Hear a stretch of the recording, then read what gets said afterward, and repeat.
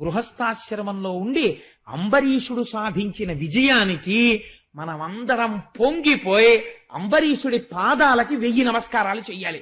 ఆ మహానుభావుడు తదనంతరమునందు తపస్సు చేసి ఈశ్వరుని యొక్క పునరావృత్తి రహిత శాశ్వత నారాయణ సాయుధ్యమును పొంది తరించినాడు. కోప్పడుతూ ఉంటాడు, వరం ఇస్తుంటాడు. ఇది ఆయనకున్న లక్షణం. అందుకే చాలా మందికి ఇచ్చేశాడు ఇలాంటి శాపాలు. ఇంద్రుడికి ఇచ్చేశాడు ఒకసారి, కానీ బుద్ధి చెప్తుంటాడు. మహాభారతానికి అసలు ఆది ఆయనే కదండి, కర్ణుడు పుట్టడానికి శాపం. కాబట్టి ఏమైపోయింది అంటే, వరం ఇచ్చినా అలాగే ఉంటుంది. నీకు కావలసిన పిల్లలు పుడతారని చెప్పి కన్యగా ఉన్న కుంతికి వరం ఇచ్చాడు. సూర్య భగవాను ఉపాసన చేసింది, కర్ణుడు పుట్టుకొచ్చాడు.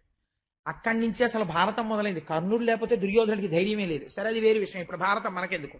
అందుకని ఏమైంది అంటే, ఆ కందలిని కాల్చాడు. ఆవిడ కాల్చడం అంటే ఉగ్రంగా చూస్తే భస్మమైంది. ఒకనాడు ఔరుడికి కోరిక పుట్టింది, నా కూతురు ఎలా ఉందో చూసొద్దామనిపించి అల్లుడి గారింటికి వచ్చాడు. ఈయన గబగబా కమండలం పట్టుకొస్తున్నాడు. నీళ్లుచ్చుకుంటారా అంటున్నాడు. బాగున్నారా మామయ్య గారు అంటున్నాడు.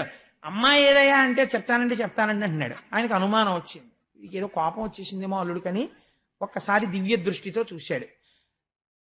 భస్మం అయిపోయింది, వరాలు ఇచ్చాడని గ్రహించాడు. నేను కన్యాదానం చేసినప్పుడు చెప్పాను నా పిల్ల అవివేకని. నేను సర్దుకుంటానని కన్యాదానం పుచ్చుకున్నావు, కోపం వచ్చి భస్మం చేశావు, కాబట్టి నీకు నేను శాపం ఇస్తున్నాను. ఒక రాజు చేతిలో, ఒక రాజర్షి చేతిలో ఎంత ఘోరావమానం పొందుతావంటే, నీ తప్పు లోకములలో చెప్పుకుంటూ పరిగెడుతూ అందరికీ చెప్పుకుని ఘోరావమానమును పొందెదవుగాక అని శపించాడు. ఆ శాపం ఇప్పుడు అనుభవంలోకి రావాలి. కాలము తెలుసున్నవాడు కాబట్టి, అంబరీషుడి జోలికి వస్తున్నాడు కాబట్టి దుర్వాసో మహర్షి శ్రీమన్నారాయణుడి చక్రాన్ని అంబరీషుడి ఇంట్లో పెట్టాడు. అందుకని అవమానము పొందాడు. అందుకే అప్పటి వరకే ధ్యానం చేసి ధ్యానము నుంచి బయటికి వస్తాడు. ఇప్పుడు దీంతో మీరు సమన్వయం చేసుకోండి అంబరీషోపాఖ్యానాన్ని. కాబట్టి క్రోధం ఒక్కటి ఉంటే ఎంతటి దాన్ని ఎలా పాడు చేసింది. కాబట్టి ఆ క్రోధం ఒక్క దాన్ని పక్కన పెడితే తపస్సులో ఎంత కిందనున్నవాడైనా అంబరీషుడు ఏ స్థితిని పొందాడు. గృహస్థాశ్రమంలో ఉండి అంబరీషుడు సాధించిన విజయానికి మనమందరం పొంగిపోయి అంబరీషుడి పాదాలకి 1000 నమస్కారాలు చెయ్యాలి. ఆ మహానుభావుడు తదనంతరమునందు తపస్సు చేసి ఈశ్వరుని యొక్క పునరావృత్తి రహిత శాశ్వత నారాయణ సాయుధ్యమును పొంది తరించినాడు అని పరమ పవిత్రమైన అంబరీషోపాఖ్యానాన్ని పూర్తి చేసి చక్కగా మనం అందరం ఒక్కసారి భగవన్నామం చెప్పుకుని బయలుదేరుదాం ప్రతిరోజులాగే.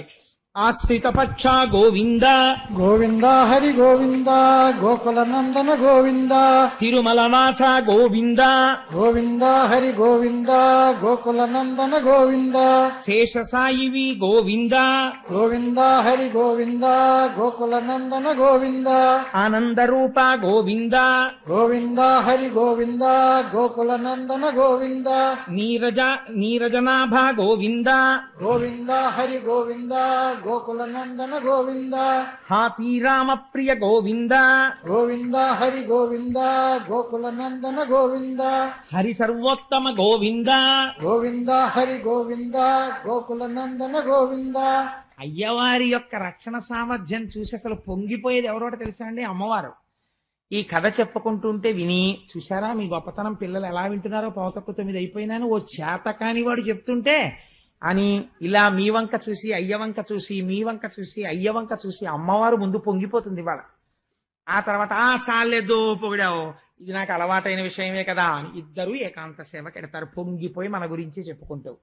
కష్ట నివారణ గోవింద గోవింద హరి గోవింద గోకుల నందన గోవింద శిష్ట పరిపాలక గోవింద గోవింద హరి గోవింద గోకుల నందన గోవింద పాప విమోచన గోవింద గోవింద హరి గోవింద గోకుల నందన గోవింద మధుసూదన హరి గోవింద గోవింద హరి గోవింద గోకుల నందన గోవింద వామన భృగురామ గోవింద గోవింద హరి గోవింద గోకుల నందన గోవింద వేణుగాన ప్రియ గోవింద గోవింద హరి గోవింద గోకుల నందన గోవింద వెంకటరమణ గోవింద గోవింద హరి గోవింద గోకుల నందన గోవింద అనాథ రక్షక గోవింద గోవింద హరి గోవింద గోకుల నందన గోవింద.